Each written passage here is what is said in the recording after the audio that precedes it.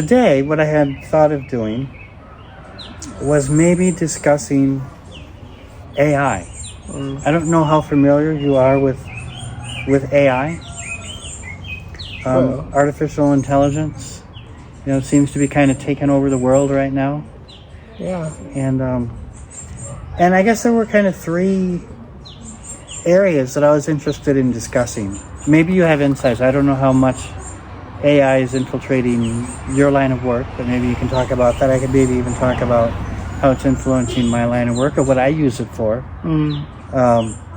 But the main three areas I kind of wanted to talk about with AI is the safety concerns, the ethics of AI, and also the potential impacts upon jobs. And maybe we can kind of take those one at a time. Maybe let's get the elephant in the room kind of out of the way.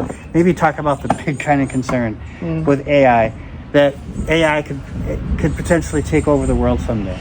That maybe if you could write AI to do anything, maybe you could write it to take control of all the world's devices. Or weaponize it or make turn AI into invincible weapons of destruction, or to create invincible weapons of destruction.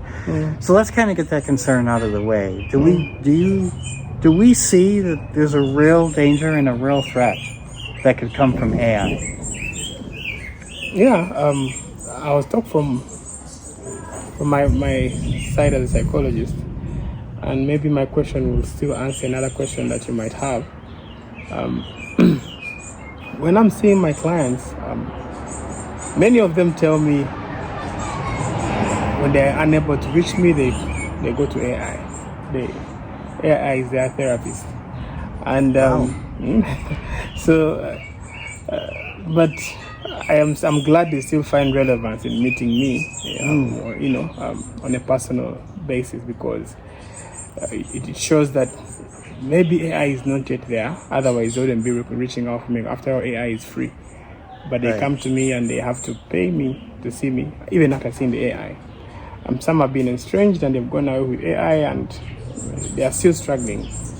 Anyway, so what do they do with AI? I want to pursue this a little more. So what do they do with AI? And I know maybe we have to come back to the main question, but do they treat AI, do they talk to AI like they would to you by asking questions like, here's my problem, AI, what's your advice? How do they use AI? So they speak to AI as though they were speaking to a therapist. And AI responds to that? Yeah, they will narrate everything, and the AI responds, then gives them options, and it's a real conversation. It's better than not getting any help. Yeah, but what's the quality of it? I mean, does it give good quality responses?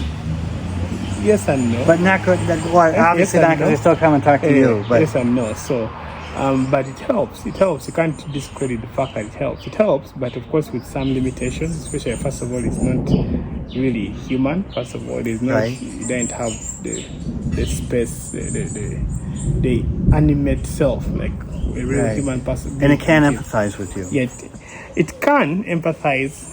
But it's still superficial. It's still just, But so my problem with AI really is the fact that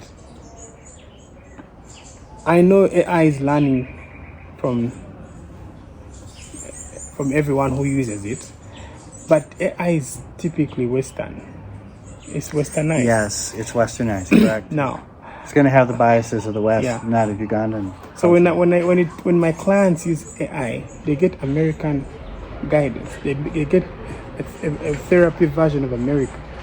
Even the counsel, even the guide, the advice it gives them is not Ugandan. So it's not typically applicable, socially appropriate, culturally appropriate.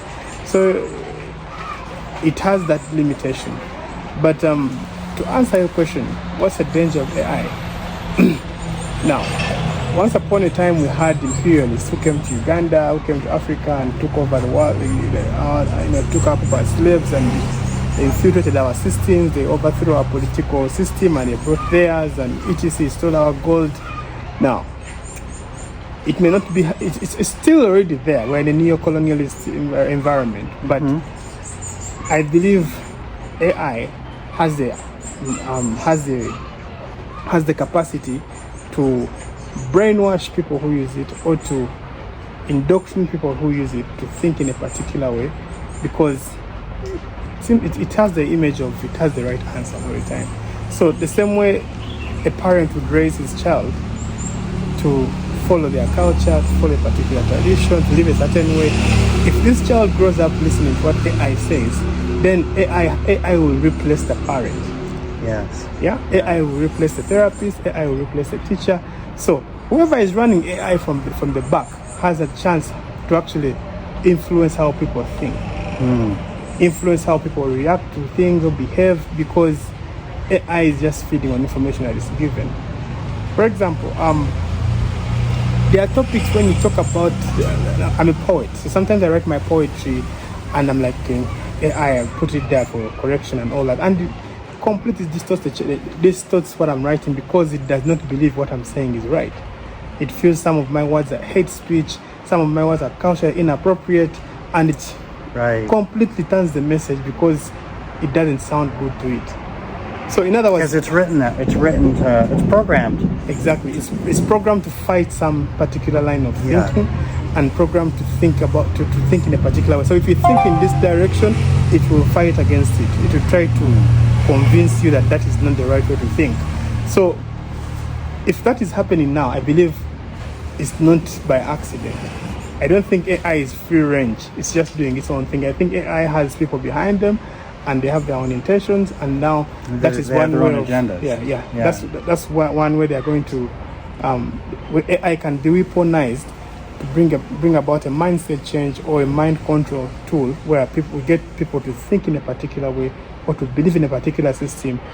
So, for example, if 50 years from now we want to have men being house husbands, and we want females to be out there, AI can start infiltrating people's thinking with the information it gives about what that looks like. So within 50 years, the kids that are being raised, that's what they will think is real. That's what they think is normal. And now that will happen over time. So I think with constant information being fed to us through AI, it's a tool that can be used to actually manipulate our thinking capacity. So that is one way I think AI can actually take over the world. As a psychologist. That's definitely a possibility. It influences thought. But it leads me to, I guess, another question here. We talk about the ethics of AI.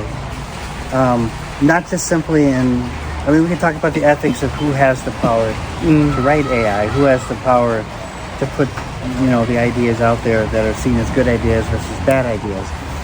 But there's also the ethics of how AI is used. I know there's a lot of controversy in colleges and universities. I'm from an academic environment, and students may use AI to write papers for them. They might use AI to do assignments for them, to look for information, maybe to avoid reading a textbook, so they have AI produce some sort of summary of the textbook for them, or whatever, And so there's ethics about how AI can be used. What is wrong with that? And I personally don't think there's anything wrong with it, because if you learn from that, I don't see a problem with that. But I know, for example, some professors will see that as cheating. And what is wrong with that? Students have gotten in trouble for cheating, and I honestly and truly don't understand why the professor is accusing them of cheating if the student is learning from it. So for me, my point around that is that, yes, if someone is using AI to pass, they're passing. That means they're good at using AI. Yeah. The same way even when they go to the working environment, they'll still use AI and they'll still function. So all you're doing is using tools to pass your classes that you're going to use in the real world. Because in the real world, you have to use whatever is available to you to get the job done. Exactly. And you don't have to take a test and memorize things for a test. You can look up information. Exactly. And so this is one of the, me, I'm an education person. This is one of the things that has disturbed me about the educational system. The traditional kind of way of learning in the Western world is you go and hear a lecture, you write things down, you memorize everything, you go take a test, and then you forget it because you have to put more stuff in your mind to memorize for the next test. And students don't actually learn anything because they forget everything after they take the test. There's no real learning there. Isn't it more valuable to take tools such as AI or any sort of tools to get the information that you need to pass the test? Because those are the same sort of tools you're going to use in the real world to figure out a problem. So why not develop those skills now? So what I think, okay, now there is a catch to that, or a caveat to that, is that yes, AI is helpful, but I think what the problem people have, especially those traditional universities professors, is that if someone has AI do everything for them, it kills the innovator in us. It kills our creativity, because now all the creativity we have is digitalized. It's what AI is. We become kind of mentally lazy, that we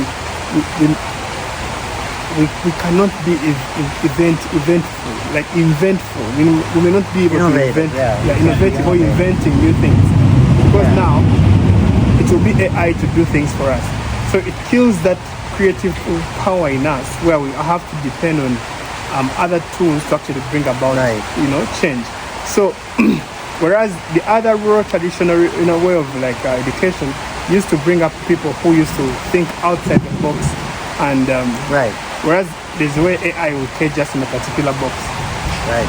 So speaking of that, so I know somebody here in Uganda that what she did was she had a data set to analyze.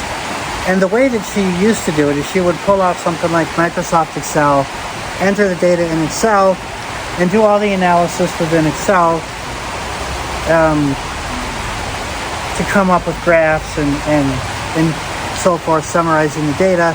And then she would insert those into a report and write a report summarizing the data findings. Now what she can do, she can take all of this data, plug it into AI. AI can analyze the data, produce the graphs, and write the report.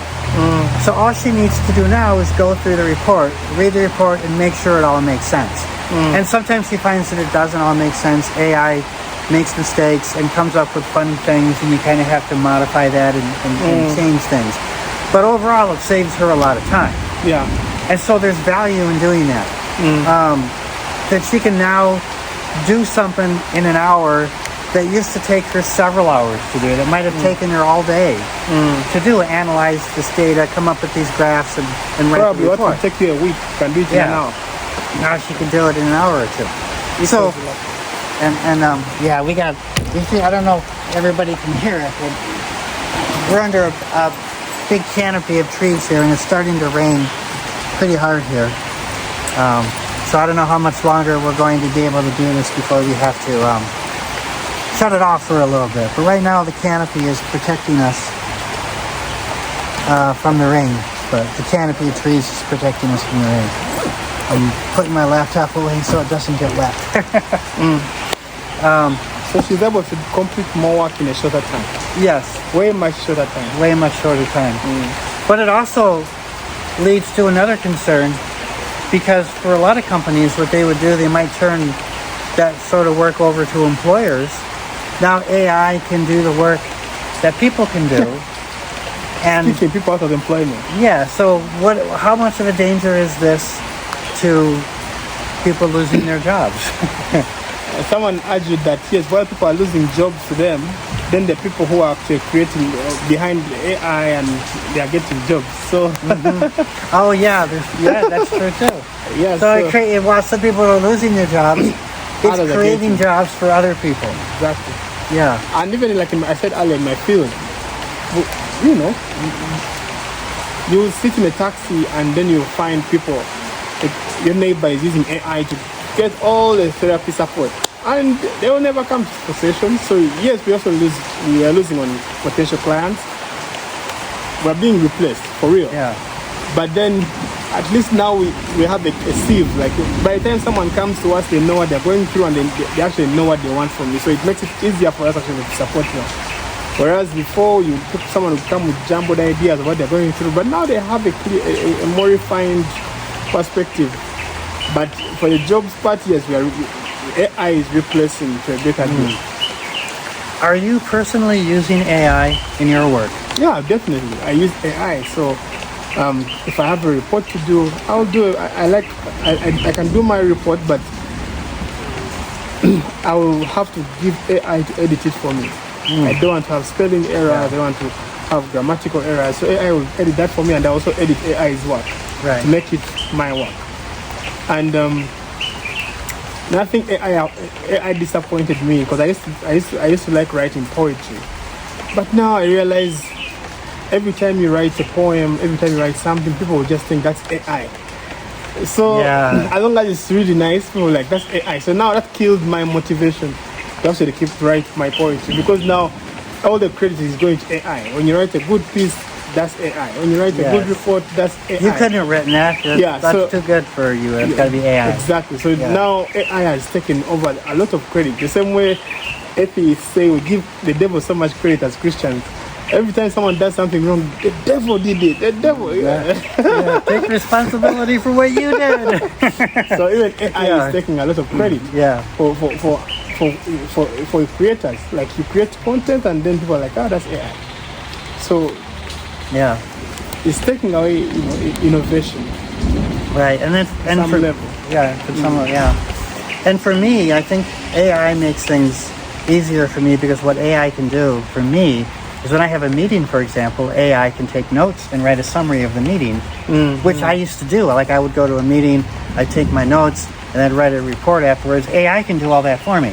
And it does for you, especially the fact that you're speaking English. Now for us, even when you're having English meetings, remember our accents are not well coached by AI. So you find that it still messes up the minutes, but you still get like roughly 70% right.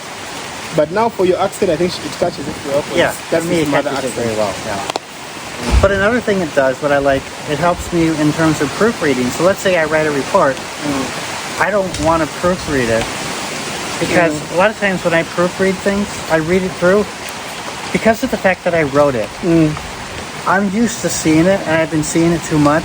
I can't see the mistakes. Like there might be a mistake in there, like maybe from is form or something, but I can't see it because I've been so used to seeing it, I can't see the mistakes.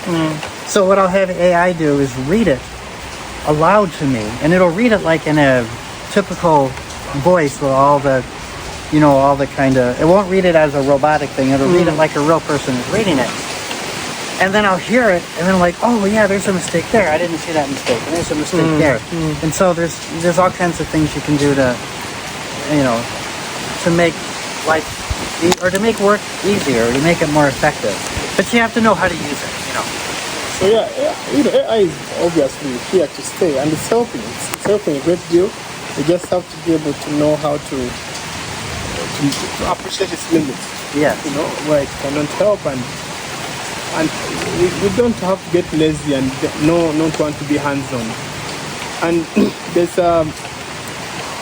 what do we call it, machinization, or what's this? We're in a digital age. How do they call that thing? Where things have been digitalized. If I want a car, I'll order an Uber. If I want food, I'll order. Then they'll bring some food at home. Everything is. People are becoming so lazy that they can't do. People don't want to go to the shop. They want to walk, and next thing you know, people are getting obese. People are getting like other illnesses, because now we are so lazy that we don't want to do anything. But after all, we have our gadgets. They can do everything for us. Right. And AI is just kind of making it more easier to have things do things for us. Exactly. Yeah. Taking away creativity, taking away innovation, taking away effort. The way. And the satisfaction, like now me, I'm a poet. The satisfaction I have when I craft my piece and mine, it takes away that level of saturation. Whereas if I can tell AI, write a poem about this, and it will sound nice, but I don't own it. That level of satisfaction doesn't come. Whereas if I do it on my own, I feel proud. I feel it's rewarding. You know what I did? I actually did an experiment last year to see if AI could write me a book.